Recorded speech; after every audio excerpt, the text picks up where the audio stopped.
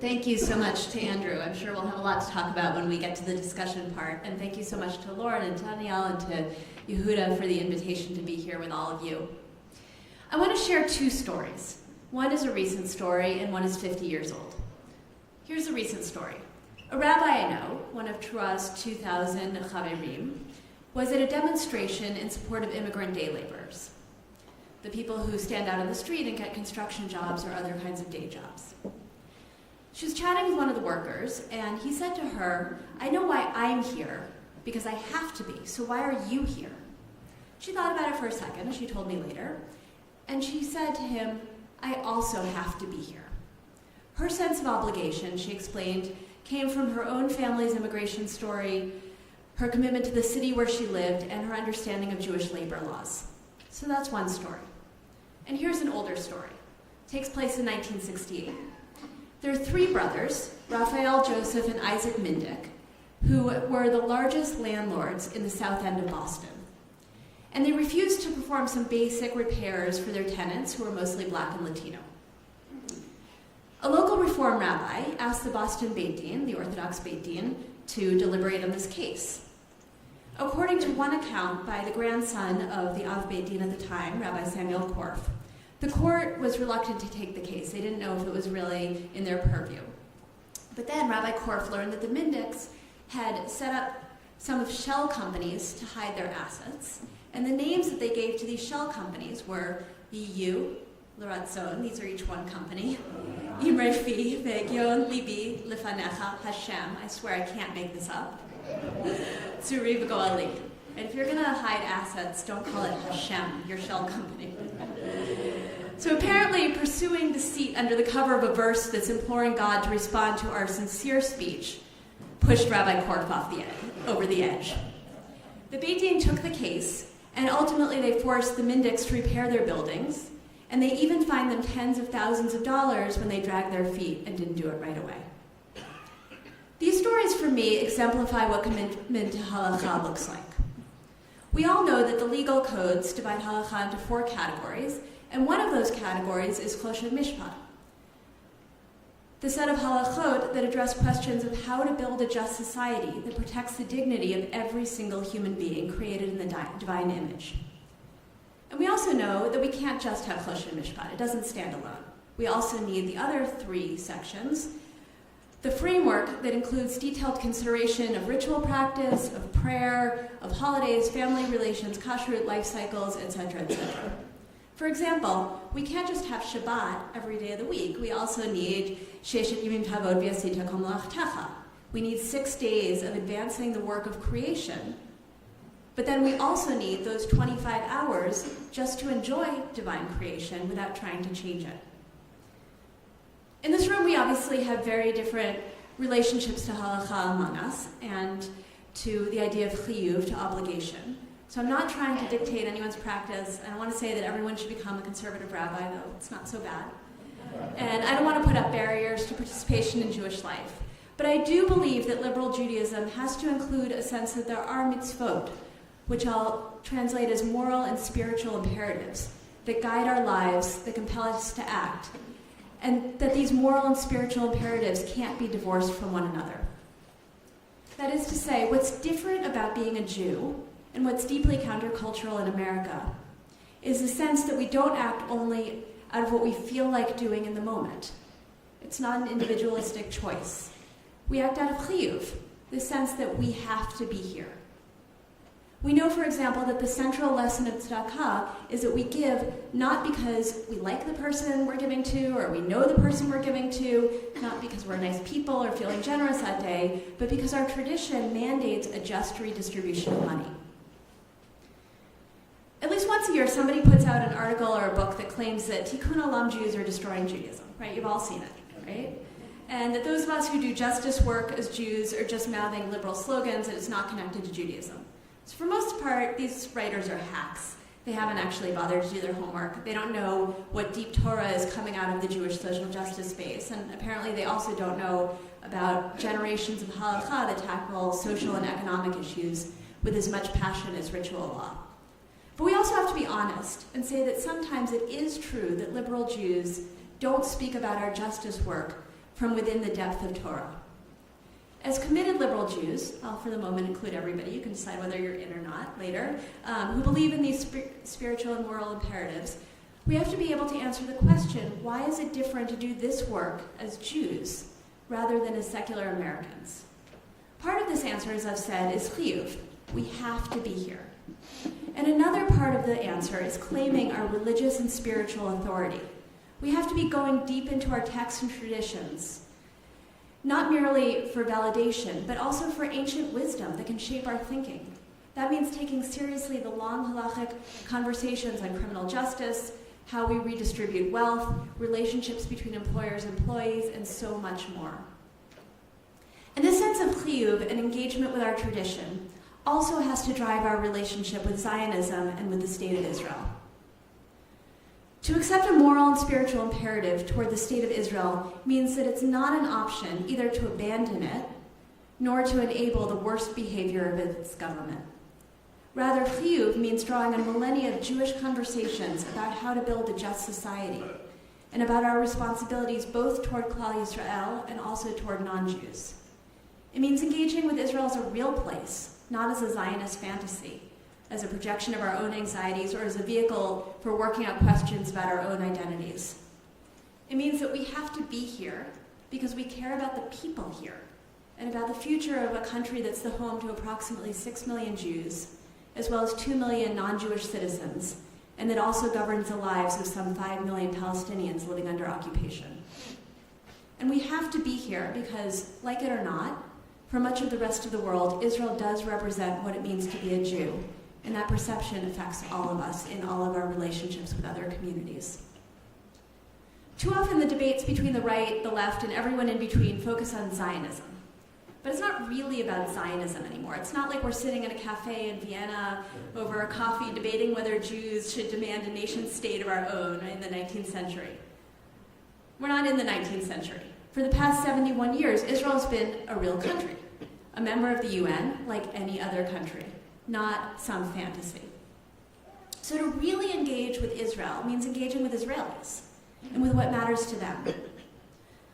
I was struck, for example, that 3 of the major protest movements over this past year got very little attention within the US Jewish community.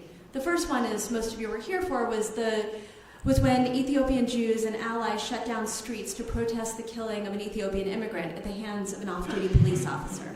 Michal, I don't see her, but she wrote a great piece about why Americans should care about this, why American Jews should care. And second, the Jewish and Arab women, and also men, who went on strike earlier this year in response to government indifference about violence against women. And third, LGBTQ and straight Israelis who protested discrimination against gay couples who want to create families through surrogacy. So why do American Jews pay so little attention to these protests, to these issues?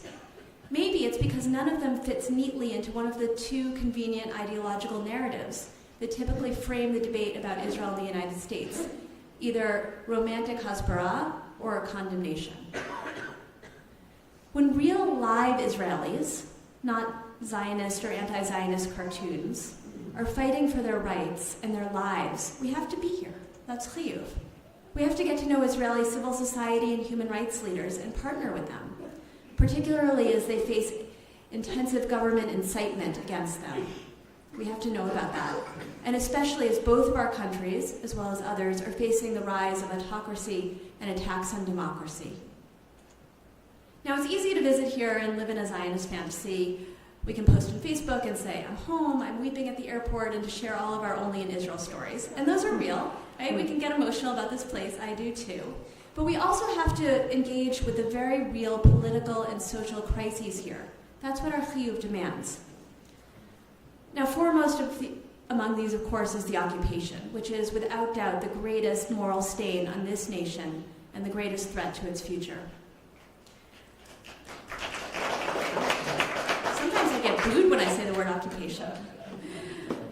So our chiyuv demands acknowledging that our own American Jewish community, as well as the American government, bears some responsibility for enabling and entrenching this ongoing occupation. Too many in the American Jewish community have spent decades giving lip service to the 2-state solution, which I still believe is the only solution that has a chance of working. even while funding and enabling the expansion of settlements. Too many of our communal institutions have poured our shared resources into defending Israel from criticism, discrediting the Palestinian narrative, and criticizing those who influence Israel from the progressive side, even spending so many communal resources into fighting BDS, which is not the battle that we should be fighting. In the meantime, we've said way too little about the billions of dollars that the far right, both Jewish and Christian, pours into building settlements, into transforming the media landscape here, into directing public policy, and into supporting a prime minister steeped in corruption. To be clear, we have to refuse to entertain complaints about progressive Jews trying to change Israeli policy. The how dare you sit in your comfortable living room in New York and tell Israelis what to do, that argument.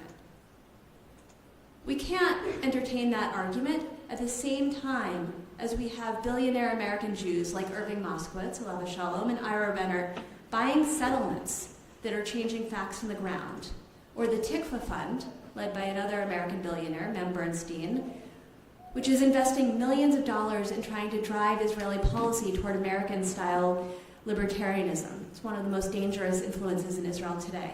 Or we have Sheldon Adelson's newspaper, which is propping up the prime minister and weakening independent media.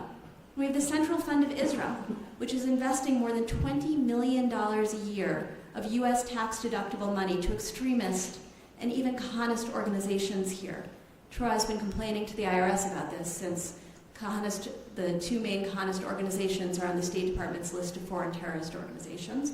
We still have more than $20 million a year of U.S. tax-deductible money going to organizations like this, and some of that money even flows through our federations and our Jewish communal funds. I have to believe that these billionaires have way more comfortable living rooms than any of us do. I want to offer these examples to emphasize that the right wing is not shy about proactively remaking Israel in their own vision of a fundamentalist fortress allied with autocratic and anti-Semitic governments and with Christian evangelicals. And at the same time, while they have no problem doing that, sometimes there's a tendency within liberal communities to say that we have no agency or authority to have an influence in Israel. Doing that is distancing ourselves from our chiyuv. I've heard many people within our communities say that they're very sorry about the occupation, but there's nothing to be done. There's no partner. There's no guarantee that a Palestinian state would live in peace with Israel. Maybe we can take small steps to ameliorate Palestinian suffering. Maybe we can pursue a kibush na'or, an enlightened occupation, but a long-term solution is impossible. That kind of moral rationalization for doing nothing is appealing, even seductive. But it's not Zionism. It's defeatism. The primary innovation of Zionism was the idea that Jews could take history into our own hands rather than letting other people make our history for us. Waiting for the perfect conditions, for the perfect partner, all while entrenching the status quo and in fact making the situation much, much worse every day, that's a cowardly position, not a Zionist one. As Rabbi Yehuda Alkalai, a Sarajevo-born rabbi and one of the founders of religious Zionism, wrote, "The redemption will begin with efforts by the Jews themselves. They must organize and unite, choose leaders, and leave the lands of exile." Now, he was obviously talking about physically leaving the diaspora, but too many of us have internalized the diasporic sense of powerlessness in our approach to our very own Jewish state. So to those of us who feel powerless or who feel hopeless, here's a lesson we can learn from the right wing. Know what you want, keep your eyes on the prize, and never give up. We've learned this both in the United States and also in Israel. In the US, since 1973, the anti-abortion movement has spent 40 years since Roe v. Wade figuring out how to unlose. Because you know what they lost? But they've been unlosing, and we're seeing those results right now. And the same way, the right wing here has spent the decades since Oslo doing the same, unlosing. Building outposts, getting those outposts legalized, securing leadership of the government and of the military, and even putting Kahanists back into the running for Knesset. So instead of sinking into despair, let's reconnect with our sense of obligation, of chiyuv, our moral and spiritual imperatives. Let's engage our communities in creating the Israel that we want. And let's also do that in partnership with Israeli human rights leaders and political leaders who share that vision and are working for it on the ground. To be clear, what we're working for, what we should be working for, energetically and unapologetically, is an Israel with a strong democracy, in which all citizens, Jewish and Arab, are equal, both legally and really. It's an Israel that's free from the moral stain of occupation and from sending its teenagers to administer the lives of another people.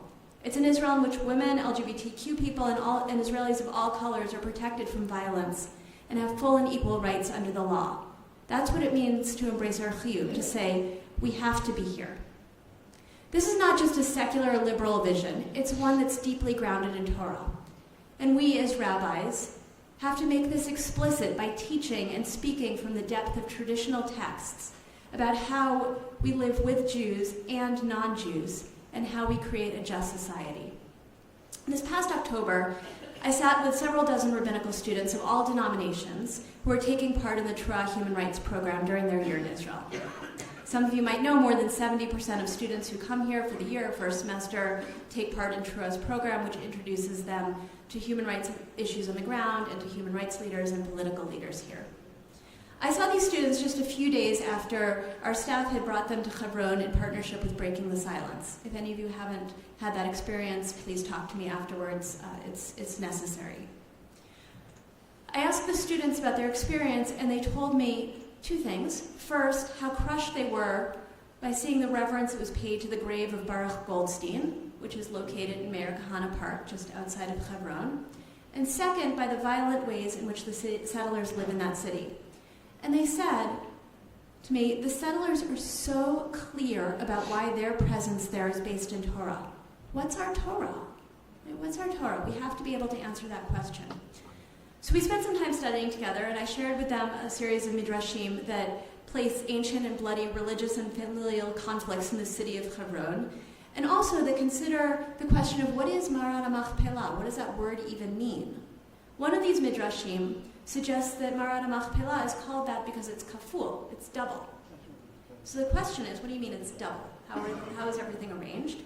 And the midrash suggests that it's either doubled because the graves are side by side, or because they're stacked on top of each other. So what's at stake in this midrash? What's at stake is the question of how we're supposed to live together in a holy place. Do we live side by side with our neighbors, or do we live on top of our neighbors, having power over them? We have to have our own Torah. We have to reject any notion that biblical literalists who see absolutely no difference between Eretz Yisrael and Medinat Yisrael, the modern state that's a member of the UN that has human rights obligations. We have to reject any idea that those biblical literalists have exclusive rights to religious or political authority, because our own Torah is just as authentic, just as legitimate, and just as binding. I would argue even more so. So living our lives according to moral and spiritual imperatives means that we refuse to allow anyone else to hand us our history. It means refusing to cede our Torah to fundamentalists. It means rejecting defeatism and doubling down and ensuring that both of the places that we care about, the place where we live, the US or another place, and also Israel, live up to our vision. It means claiming both our authority as religious leaders and the authenticity of our Torah. And it means partnering with Israelis to defeat the anti-democratic forces that threaten us both. And we do that because of our chiyuv, because we have to be here. Thank you.